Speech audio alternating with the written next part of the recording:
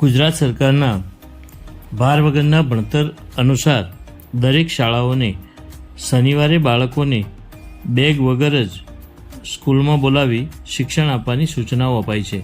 મહેસાણા જિલ્લા પ્રાથમિક જિલ્લા શિક્ષણ અધિકારી દ્વારા સમગ્ર જિલ્લામાં બધી સ્કૂલોને આ અંગેનું નોટિફિકેશન આપી દેવાયું છે.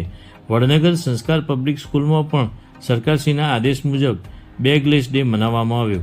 બાળકો બેગ વગર જ સ્કૂલમાં આવી અન્ય પ્રવૃત્તિઓમાં ખૂબ જ ઉત્સાહિત ને મોજ કરી.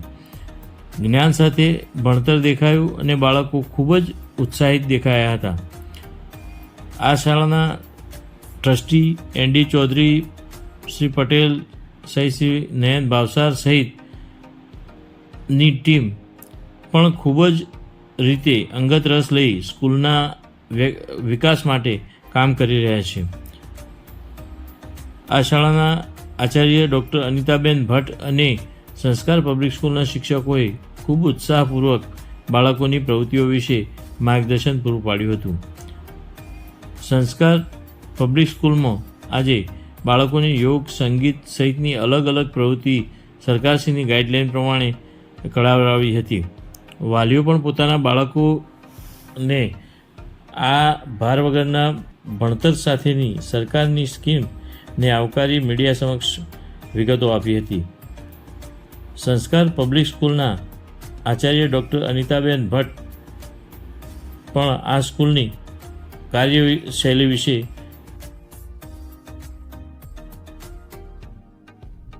નમસ્કાર. આજ શનિવારના રોજ સરકારશ્રીની ગાઈડલાઈન મુજબ બેગલેસ દિવસ જાહેર કરેલ છે, જેની અંદર બાળકોને સાફ સફાઈનું જ્ઞાન, ગીત સંગીતની સાથે ખુશી અને બીજું કસરત, યોગ વિશેની માહિતી, આ બધી જ વસ્તુ સરકારશ્રીએ પૂરી પાડેલ છે. એમ જ આજે બાળકો જે બેગલેસ વગર આવ્યા છે, તો અમે જોયું તો બાળકોની અંદર એટલો બધો ઉત્સાહ વધી રહ્યો છે, એટલી બધી ખુશી છે કે જેમને અમને પણ કલ્પના નથી.